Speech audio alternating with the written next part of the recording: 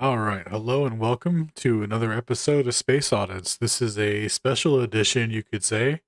This is for my boy, Boke Precision. I've been following him for a long time, ever since he was recommended to me by Quantum of Conscience.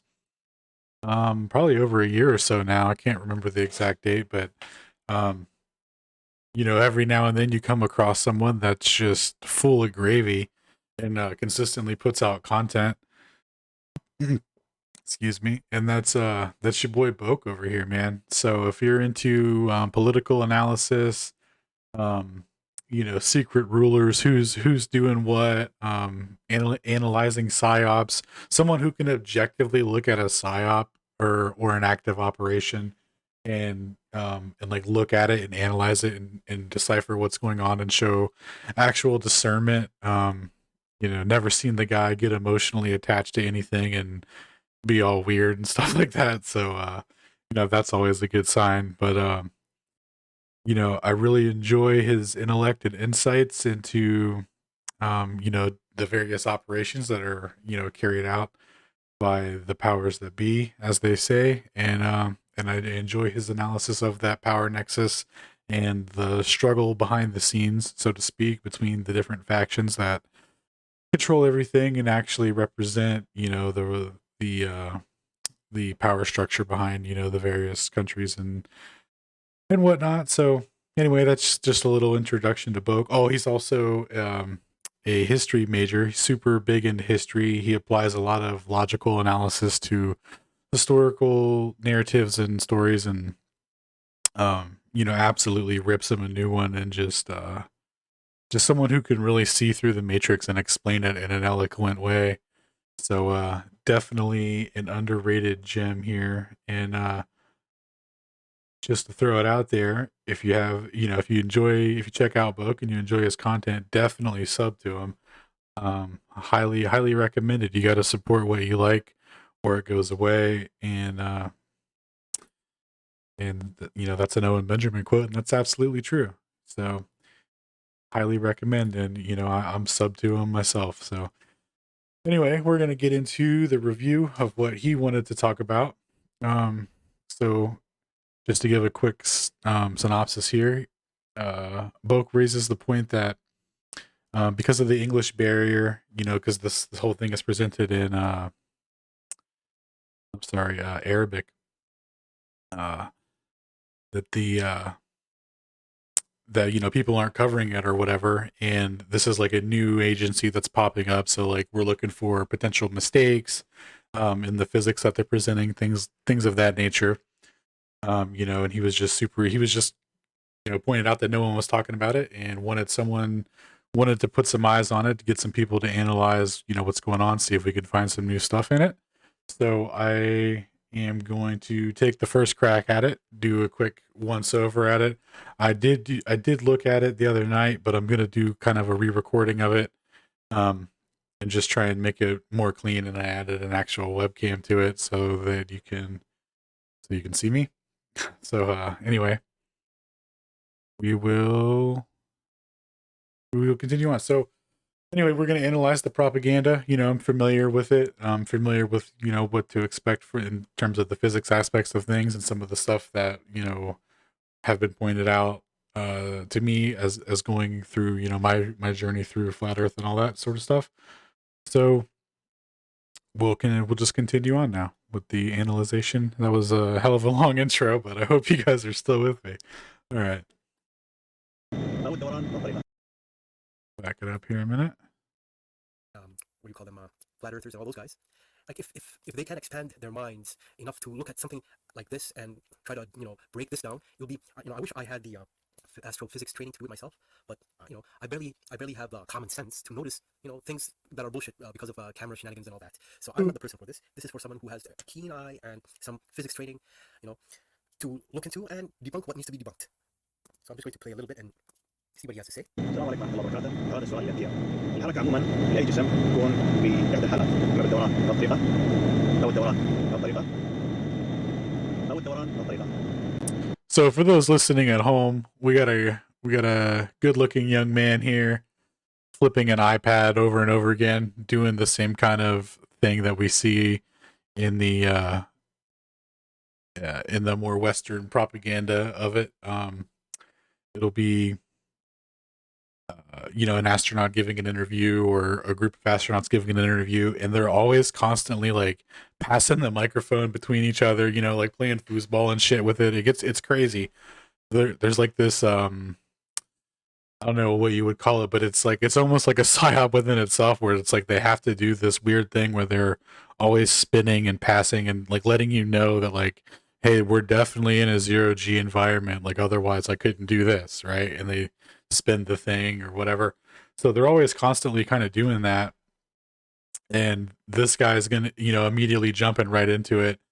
And what he does is he poses a question about the angular momentum changing the spin of the iPad or whatever. And this is something that they'll do too, is they'll like include like a little question for you to follow up on, or if you already happen to know the answer, you feel like more connected to the propaganda because you're like, you're in on it. You know what I mean? Like you got a little nugget of information that other people don't have. So he does like a little bonus puzzle here. He hits all the normal cues, you could say, of what they do in a typical interview, right? Because these things are more garnered towards children, I think, and it might not be presented that way necessarily from this guy's Twitter feed. But we'll actually get into my argument for that case later on. But what you're going to see is just a lot of theatrical and unnecessary stunts that they're going to be performing that are more to let you know that they're in a 0G, that they're really doing the thing. They're really falling around the earth, at 1700 or I'm sorry, 17,500 miles an hour or whatever it is, or 18,000, something like that. So it's just a repetition, it's basically what it is. So we'll get into, anyway, I'll just kind of let this play out. I've talked about it enough. I think I made the point. So he's talking about rotation and how gravity affects or doesn't affect rotation of objects in outer space. أن الحالتين الأولانيات الحركة مستمرة بنفس الاتجاه، لكن الحركة الثالثة دائما ما يستوي تغيير في الاتجاه. So he says the first two demonstrations, he showed them basically rotating on the same direction, and the third demonstration, it oscillates between rotating one direction and then rotating the other direction. مع بعض. قلنا حركة الاتجاه. السلام عليكم ورحمة الله وبركاته. نحن كرواد فضاء كذلك تقوم علينا بعض التجارب. So we're going through, he's going to give you a tour of the ISS here, and actually, let's go through here. So تأثير انعدام الجاذبية على الإنسان ومدى خطورة. Okay, here he's talking about the effect of weightlessness on the human body and the risks involved and all that. 0G gravitational force and the risks it has on the body. So let's listen. دورناه بالطريقة هذه. Yeah, so interestingly enough, our vestibular system is designed for, detecting motion and stuff like that. So, like when you're in a car and you go over a hill or a hump or whatever, and you get that rush in your stomach, that pitfall feeling of falling, basically they would have that constantly on the ISS because they're essentially, falling at free fall speeds in a curve around the Earth. So, that would take a hell of a toll on the vestibular system itself. We have these like little crystals that are in our ears that are designed to be upright. Like people that have vertigo or experience that usually have some problem with their crystal alignment in their ears. Like we're literally designed to be upright on a stationary plane. It's just by the like little intricate designs that we have. So yeah, I find that very interesting. Like I think they talk about how they have to take motion sickness pills and stuff like that when they're up there, due to what I was just talking about, the vestibular system response and stuff like that. So really, really interesting. So like, the effects on the human body, like, just think about that. Like you're in that constant free fall feeling, it's just. That's a photo.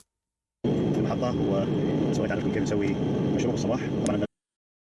So another thing that they do is they'll show you like the super mundane aspects of day-to-day routine on the ISS, so-called, you know.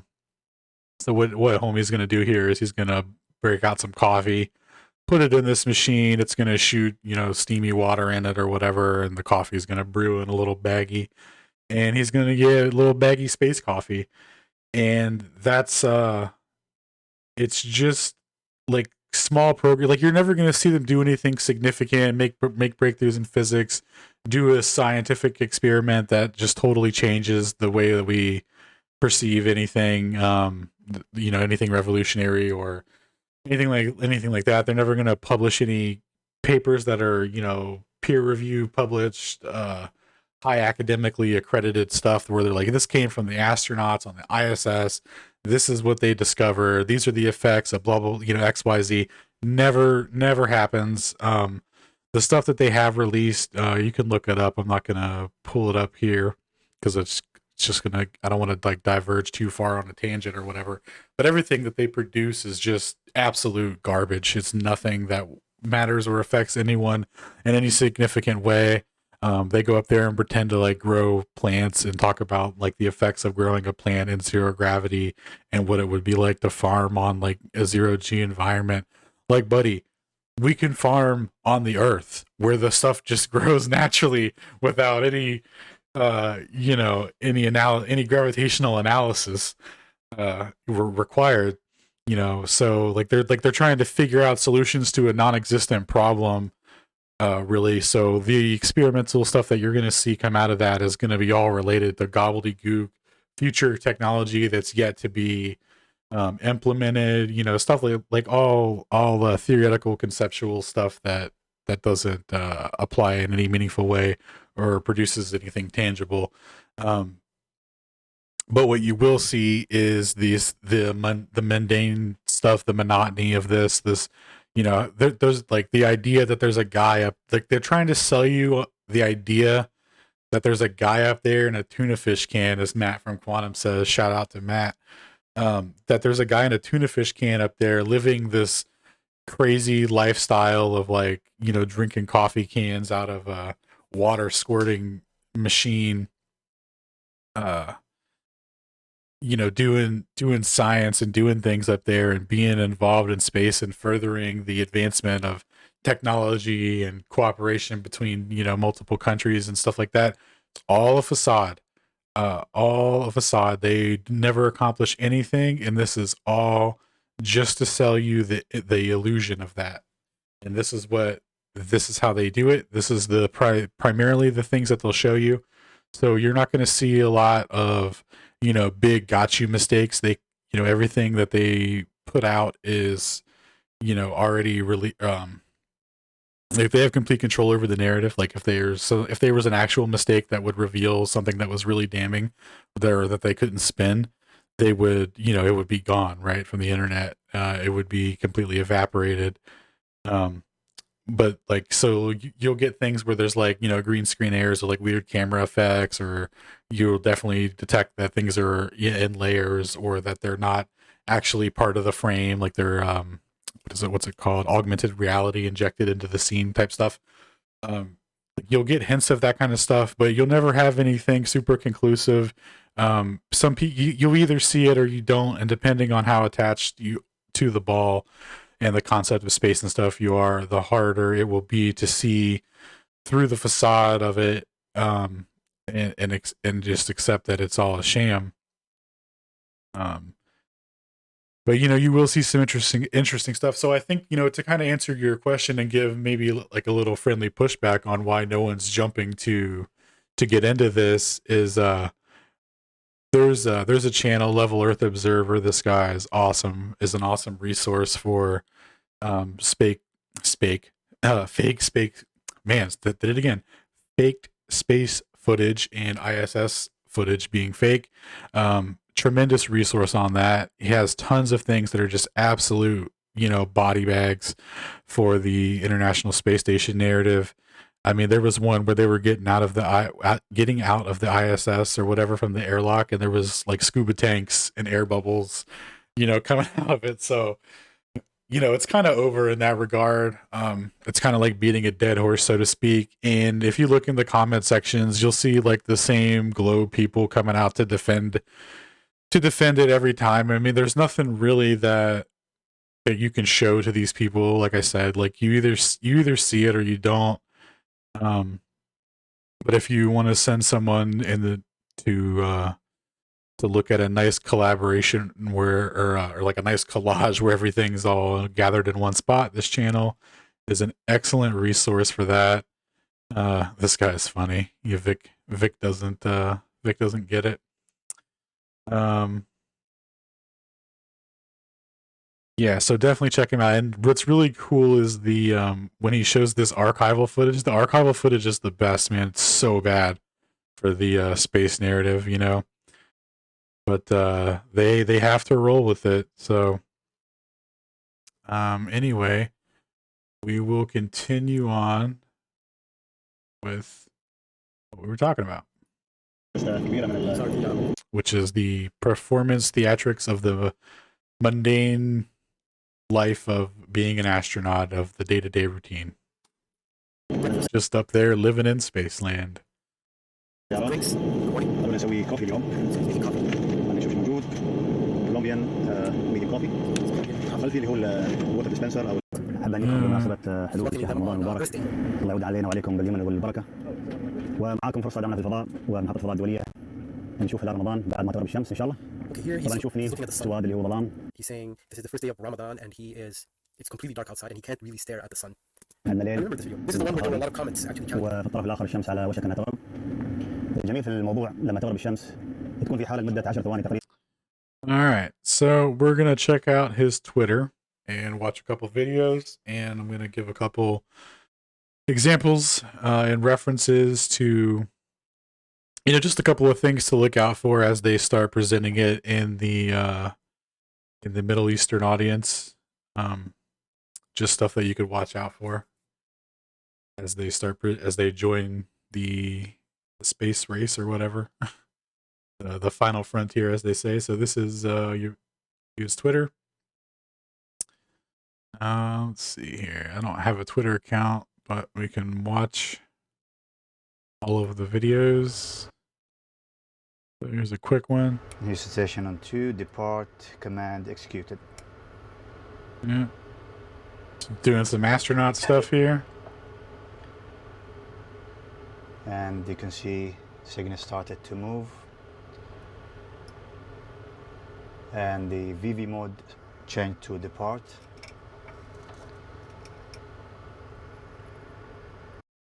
Cool, man. So just doing some stuff on a computer screen. It's actually going really fast now.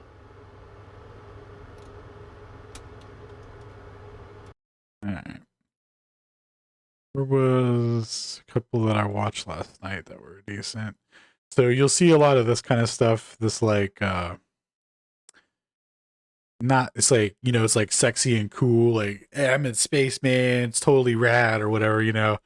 Kind of like that astronaut rock star lifestyle. You see a lot of images like this. We get those too. They do a lot of gag stuff and like costume theatrics and stuff, so which we will, here is one now that I was watching last night. So this is something that they like to do. Now keep in mind, when they go into space and all this stuff, the rockets that they take up there, you know, they have to specifically account for like the weight of like the total exact weight for everything. You know, very specific amounts, has to be exact.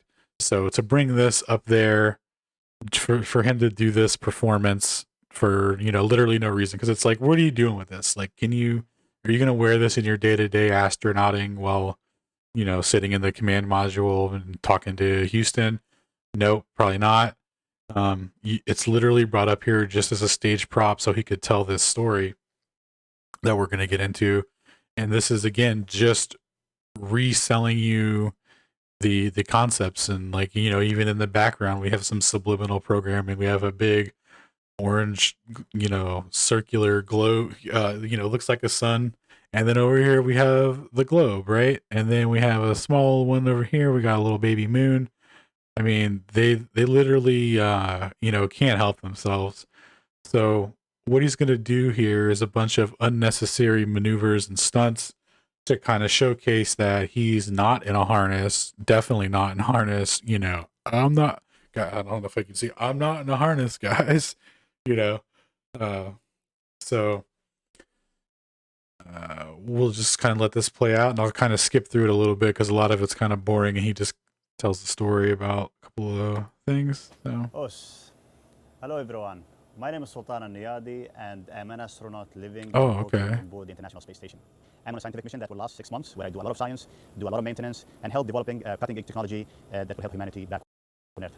And So this is a important key aspects of the talking points of ISS space astronauting.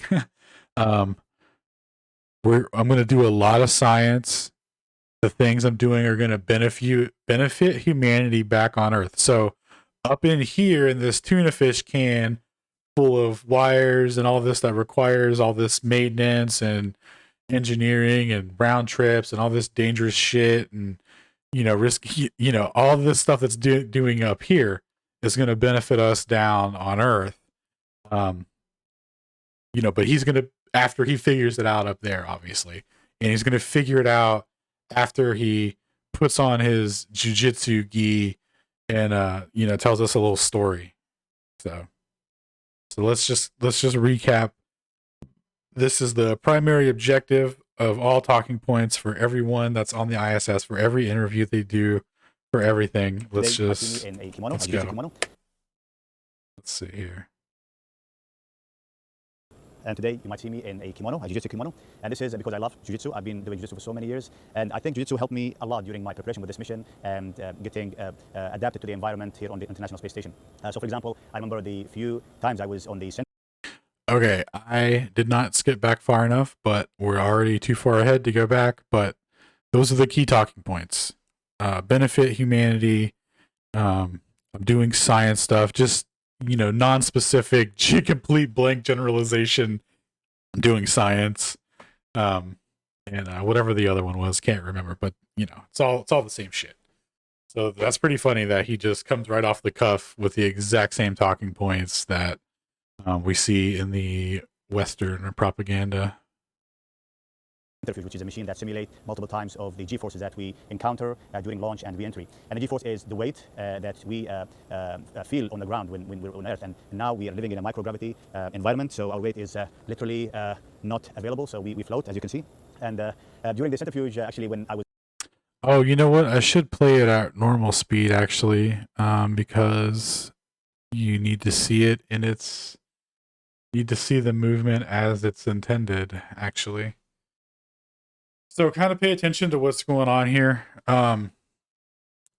What they're presenting is, there's 0G, so he has no down or up or whatever. He's just kind of in limbo towards the last direction of motion that he experienced until he experiences resistance or whatever and bounces off again.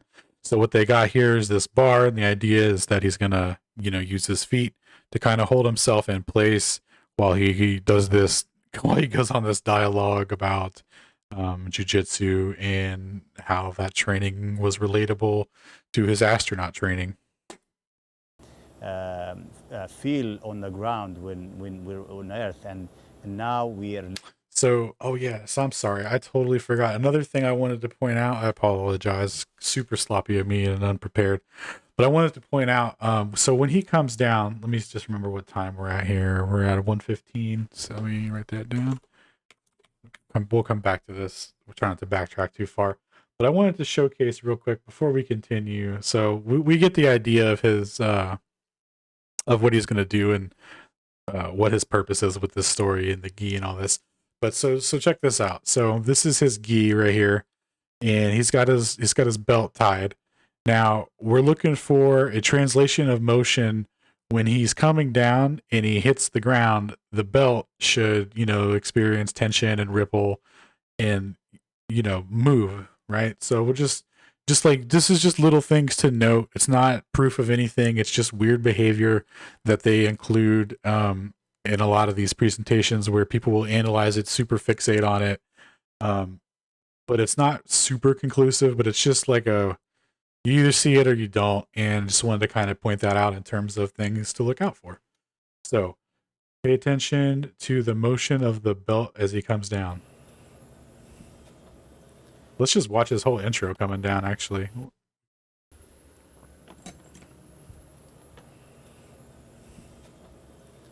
right. Hits the ground. No real translation of motion, no ripple effect, no tension and or anything like that, causing that to ripple. Remove. It's very stationary and Hello fixed. everyone. My name is Sultan Al-Niyadi.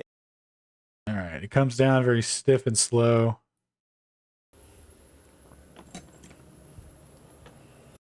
Now, keep in mind, so like his body pushing down to come down to start that initial force to come down, the belt should be experiencing like a flop, you know, in response to that motion. But you just don't see it here. It just gently drifts down into position. You know, and there you go. And he does his feet hook. My name is Sultan Al-Niyadi, and I'm an astronaut living and working aboard the International Space Station. All right, so we will continue on a little bit for some movement and the G-force here. is the weight that we feel on the ground when we're on Earth, and now we are living in a microgravity environment, so our weight is microgravity. Yeah. See, he's not wearing a harness, guys. He's, you know, like they'll do this demonstration as they're talking about it, like this overcompensating need to like prove it to you.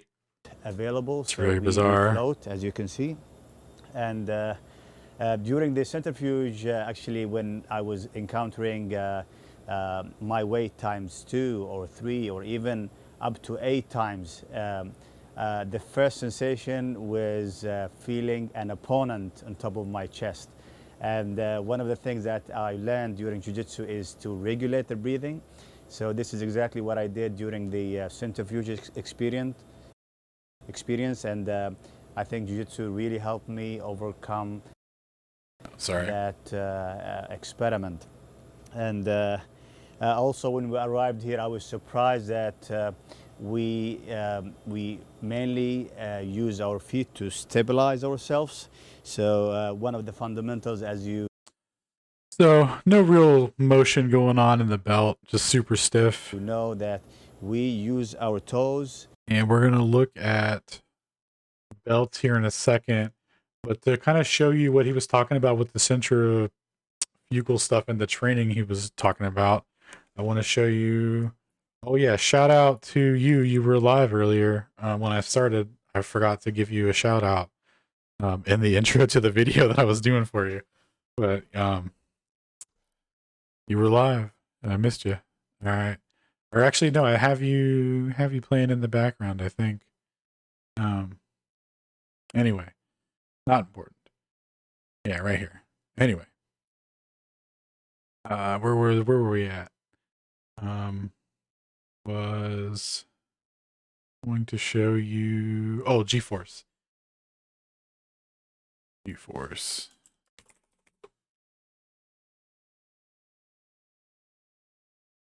All right, so check this out. This is the kind of training they're talking about. So imagine you're in a rocket or whatever, and you're immediately getting, you know, thrusted up into orbit. This is what your body would experience when you're experiencing that acceleration. Do you guys still do the check 6 type profiles? We do for the, you know, if that's in the qualification that you're doing, yes. Gotcha. Yes, all right, we're all ready up here. You ready to go? I'm ready. All right, so like we said before, you can relax, breathe normal, and you're gonna let all that air out. You gotta talk G's, okay? All right. All right, here we go. Go ahead and reach up and pull back on that stick. All right, relax, let that air out. Time for nappy. Let it out. Relax your lower body. Relax it out. breathing down. And go ahead and terminate. All right, so that's what they do to practice and simulate what it's like to experience like that amount of G-force when they have to do, a sharp maneuver when in flight, and what their body will experience. So what they typically will train for is they'll find the point where they pass out. They try and train to, I think it's like 8 or 9 Gs. I forget how many seconds it is that they try and go for before they pass out, but it's not very long. You don't have a lot of time, but basically it's your ability to pass out and recover and like come out of that, that dazed state, and and regain control of your faculties, and take control of the aircraft again. So this is what they train in. I'll show you the G-force machine, what he's in. You don't really see what he's in. This is what he's in. This they show it. They show you an actual thing of it. Yeah, so this is what he's in. He's in this little pod, and it just spins in a circle.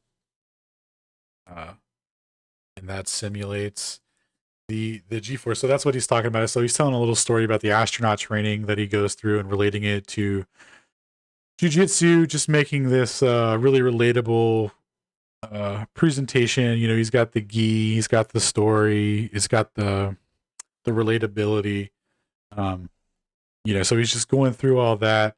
So we kind of talked about the motion of the belt and stuff. So we're going to go through what natural motion looks like, when something's like a strand, like the belt piece right here where it's tied, like long hair, what happens when you move, and how that motion translates to like the waviness through your hair and stuff like that. So we're going to take a look at what a gi, or what goes on with a gi, or with the belt, like just normally, right? So we're going to watch. As you can see, as his body moves, his belt's moving, right? Like, he's not even doing anything fancy, and you can see the movement in the belt. This guy's belt is tied a little shorter, and I was looking at the video. His belt actually appears to be like a different material. So this whole belt thing could just be entirely nothing, but I don't think so. I think the fact that it doesn't move at all is super weird. So I just kind of wanted to give a comparison of what it looks like for natural movement, regardless of whether or not that dude's belt is explainable in a totally practical way or not. Because there will be other things that they show you where when you see it, you're like, is that what real movement would look like? Well, this will provide you the stepping stone to see what that looks like.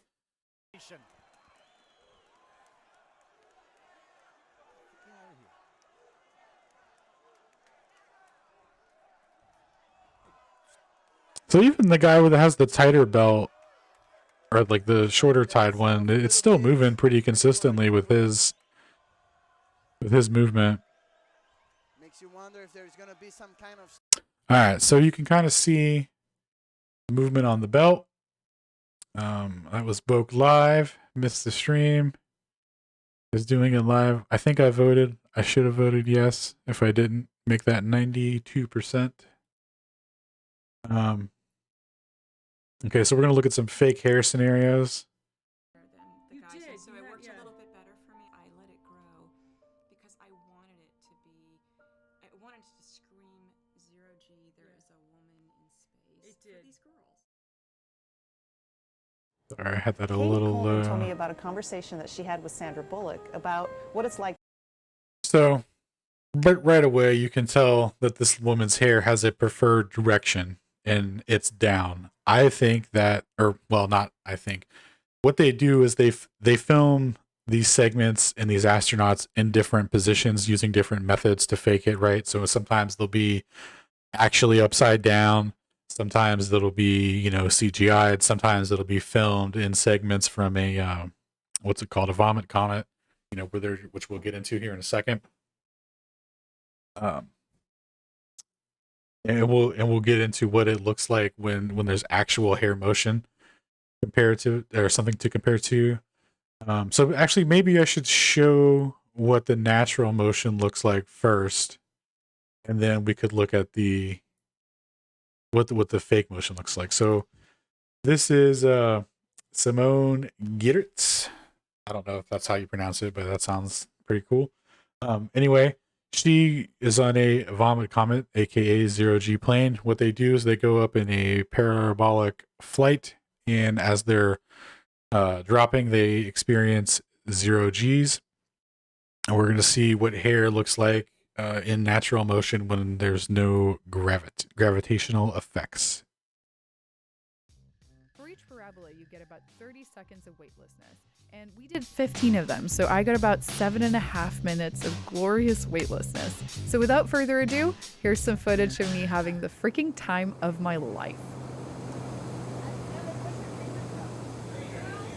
So, by the way, just in doing this, experiencing just this weightlessness, they give everyone motion sickness pills and anti-vomiting pills and stuff like that, because you do want to vomit when you're doing this. And I can't remember if it's her or someone else I was watching. They actually threw up. Yeah, doing it. You know, it's very common.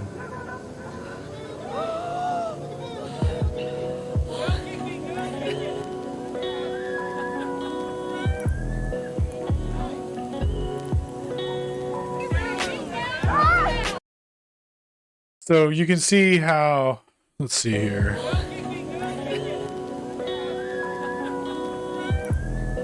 One second. So back it up. So you see how her hair will be flowing in like one direction, and then when her body, changes directions or experiences resistance, her hair completely changes direction and flows in response to that translation of motion, right? You see how it whips back, it reaches its maximum length, and then the tension whips it back, and it just kind of flows back together very naturally. It's all going in its own respective directions based on the direction it was heading in the momentum.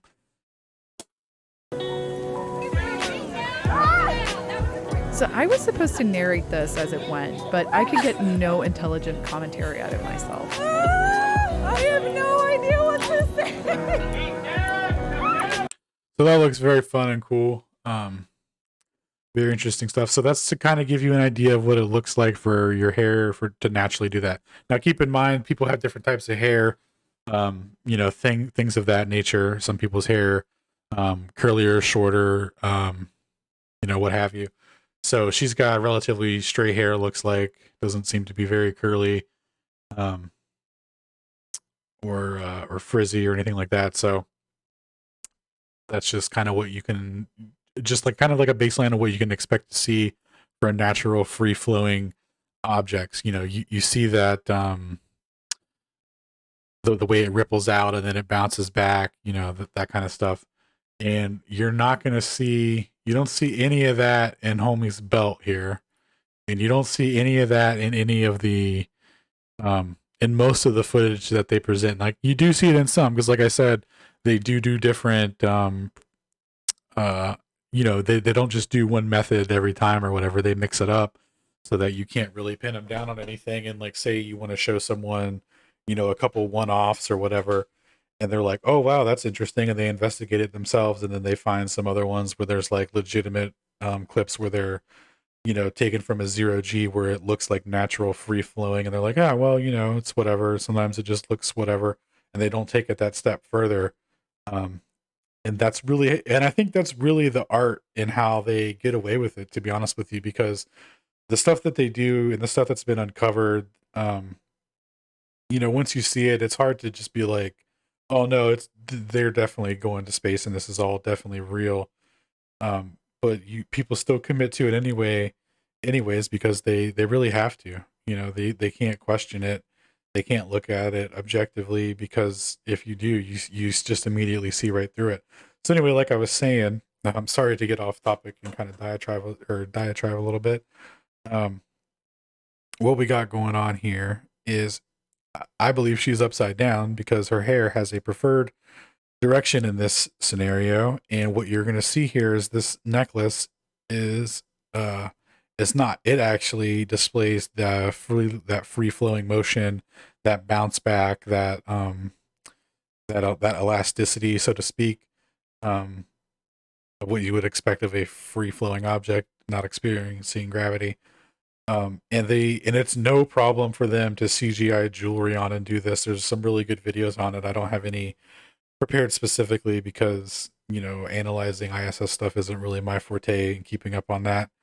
But I've seen like some really interesting ones where they just come so over the top with a piece of jewelry on some of these astronauts, where they're like, yeah, dude, just like totally believe us. It's we're definitely uh in space.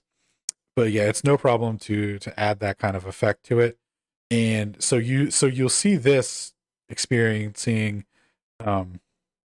you know, the natural movement, so to speak, and you'll see your hair not experiencing it, and you'll just kind of cancel it out and chalk it up to whatever, because of this, the necklace, the ring. So we'll go ahead and play this out for a second.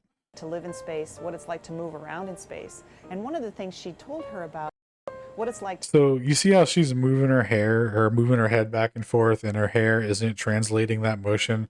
It's not whipping back and forth because there's no reason for it to maintain or come back to this spot unless it was being like propped in some way, you know what I'm saying? Like with like hairspray and like, you know, however else prop effects that they could do it, you know, her being upside down and whatnot.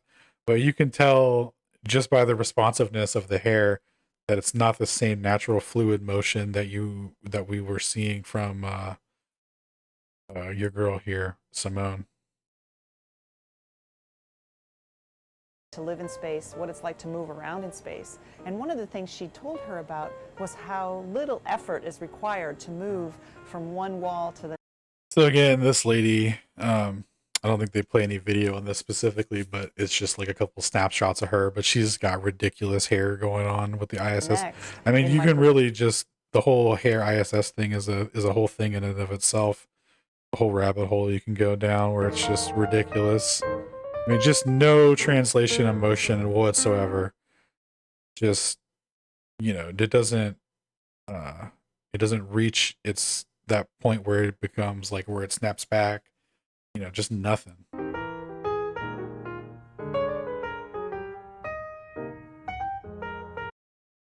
All right. So here's another one of her pretending to wash her hair. And this idea of them washing their hair too is ridiculous, right? Like all these are precious resources that have to be accounted for, weighed, and you know, it costs money to bring them up. Like literally the fuel required to bring up this is accounted for, you know, specifically. So this idea that she's just in here spraying her head with it and to rinse her hair. I mean, like if these people were on the ISS, they would all be clean shaved, no hair, none of this going on. You know, if you were having women on the ISS, they would have shaved heads too, because you can't just keeping up the maintenance alone, just the cost of them washing their hair would be, you know, out of the budget, right? You know what I'm saying? It's just like crazy.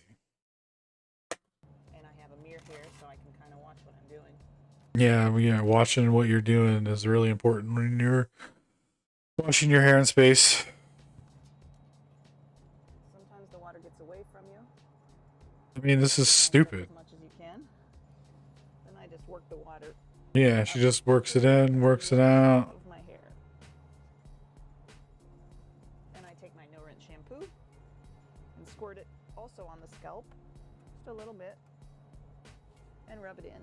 Again, kind of working it out to the ends. And sometimes I'll actually take my comb to help work it all. Sometimes she brushes her hair. And I like to take my towel while I have the shampoo in there and just kind of work it. Because without standing under running water, you kind of need to use the towel a little bit to help get some of the dirt out. Yeah, so it's ridiculous. That kind of stuff. So let's see here. The centrifuge. Covered the natural fluid motion. There's your girl upside down hair lady. You know, they're always doing theatrics. You know, they're bringing the ball while they're hovering over the ball, falling around a ball. You know, just lots of theatrics, you know, for science. All right. So we'll kind of get back to your boy here and his presentation. To establish a foundation. So the pressure on the ground, the contact should be on your toes, not your heels.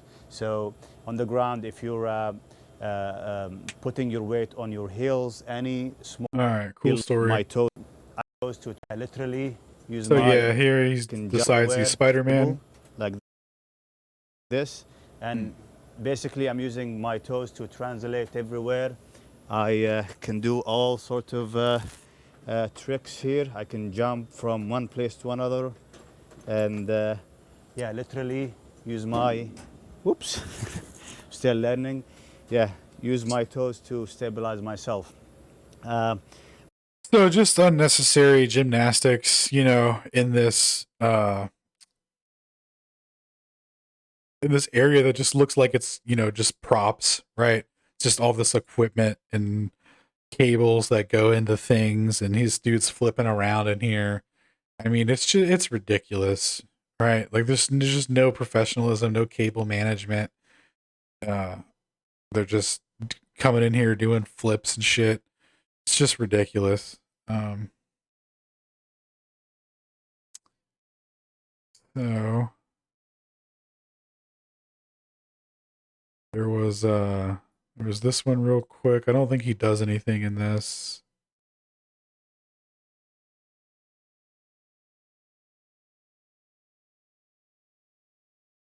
Yeah, and it's like, so what are they doing out there? There's nothing.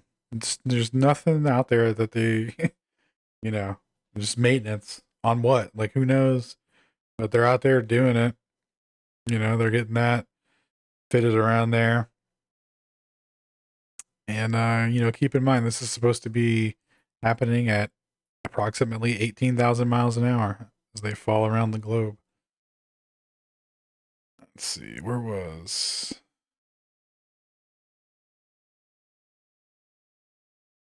There was one interesting one that I wanted to share. I thought was really cool because I don't think I've seen this before. And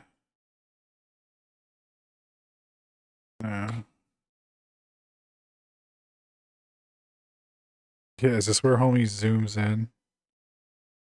I think it is. صلى الله عليه وسلم. هذه المدينة المنورة.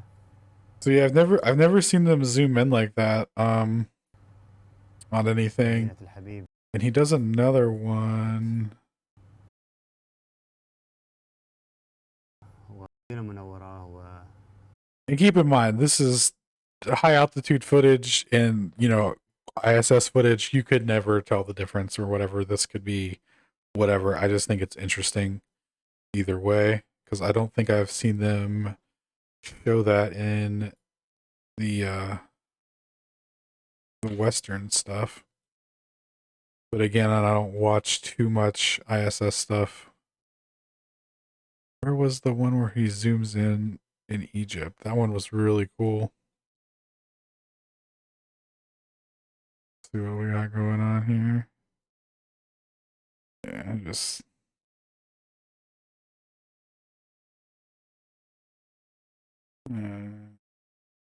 well, can't... Wait, was this it? Maybe this was it. No way. وبتشوفون الآن Let's only show the moon. بتطلع النجوم والكواكب، وإن شاء الله نقدر نشوف هلال رمضان. أيوه مثل ما تشوفون. I gotta watch this. I don't think I've ever seen them show the moon. بس عندنا or anything, or do anything cool. عندنا الدريشة مال القبلة شوية مش نظيفة ولكن Let's see what we got here. نسوي زوم على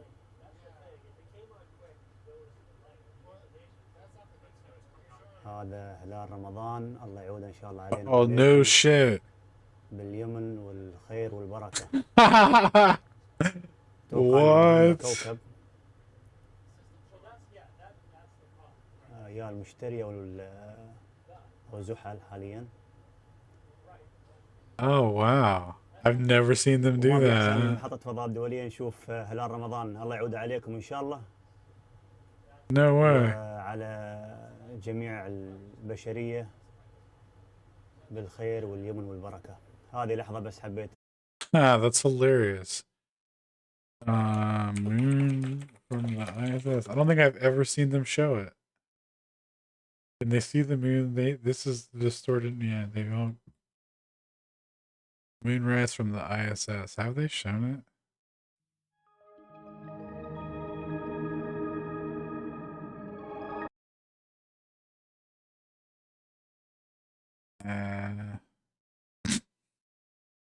No. Full moon from the ISS. Yeah, cool story.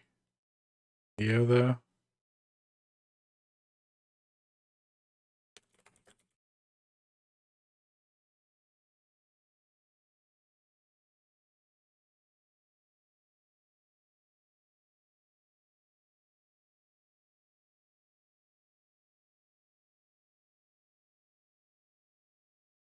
Yeah, I don't think I've seen that. That's really interesting. I'm gonna share that.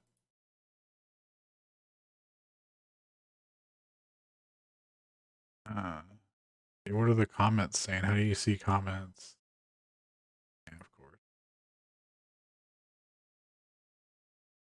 أشارككم إياه. Guys, 1 second.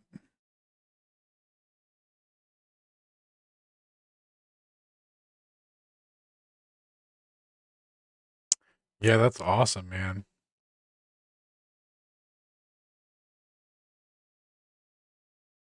I don't think I've seen that. I was looking for this one video where he zooms in from up here, and he zooms in like pretty decently. Thought it was a really interesting one, but I can't seem to find it, and I don't remember how far down I went. Oh, so here, doing a little microphone theatrics.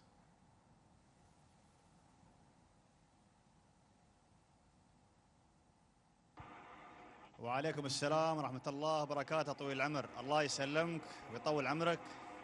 الحمد لله وصلنا لمحطة فضاء الدولية ونحن بأحسن حال وسعيد بوجودي في هذا المكان ونتمنى أن نتواصل معاكم إن شاء الله على مدار ال6 أشهر القادمة. إن شاء الله وأنا أبشرك أن شباب دولة الإمارات والشباب. Yeah. So he just starts fucking around with the mic. He just like immediately develops ADHD and let go of the mic, adjust it, free float. Yeah. شكرا يا طويل العمر. أنا لا زلت أستذكر وعدك لزميلي هزاع المنصوري. I wonder what he said there. I wonder if he was like, "Hey, can you do me a favor and prove you're there and drop that mic?"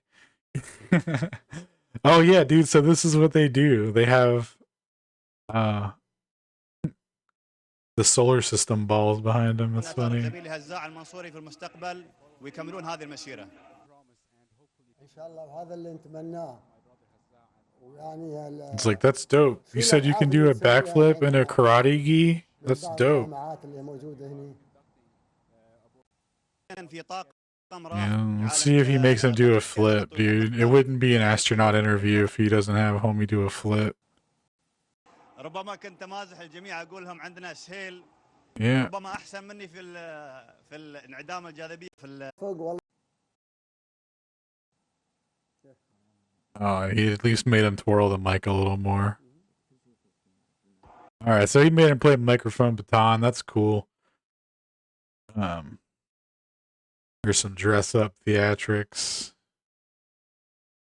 You know, Here's how you know some real serious shit's going on when you see one of these. That's when you know what's up. So, you know, this photo op here, I mean, what, are they going to go to space in that and do science? It's actually crazy that we believe this stuff. So yeah, here we go. Then this is what it's really all about, is capturing the hearts and minds of children. Didn't mean to click on that. So I can safely say, yeah. Let's see what we got here. Yeah, just children that all want to be astronauts. Yeah. The space floor. Right. All right. Oh, so here we go. Homie's chilling at the lab. He's at the neutral buoyancy lab. Yeah, so they just brought him right into the fold. He knows. He knows. Yeah, so for those of you who don't know about the neutral buoyancy lab in, where was it? Austin, Texas, I think, somewhere in Texas. They have a Olympic-sized swimming pool, you know, or twice the size of Olympic-sized swimming pool, something like that. And they have a 1-to-1 scale replica of the ISS down there, and they do a lot of the astronaut training, you know, so-called, down there. And the water they keep is so clear you can see from one side of the pool to the other. You know, and that's where they do their training exercises. So they're just down there floating around. I mean, why? You know, you can get into why would you train in the environment that is the exact opposite of what you're supposed to be training to be in. And the answer to that would be because you can, when you film it and you just make everything black behind it, it looks like you're in space floating. And you know, just a really easy to translate onto film. And that's what that's all about. So yeah, for those of you who haven't heard about the Neutral Buoyancy Lab, look into that. I don't see where they have the sticker on there, but they have, or their logo, they have the Da Vinci Man trying to break out of a firmament, and there's an astronaut. You know, the Da Vinci Man is an astronaut or whatever, where he's wearing a spacesuit or whatever, and there's a guy with a scuba outfit, you know, handing him, you know, tools or something. Like it's very in your face kind of one of those deals. Really interesting symbolism. So I think that's all we got for this. Yeah.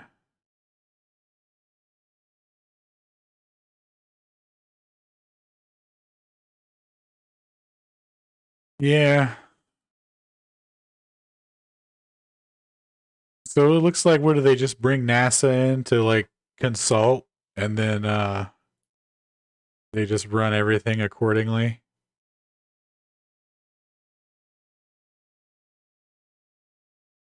I think that's pretty much what goes on there.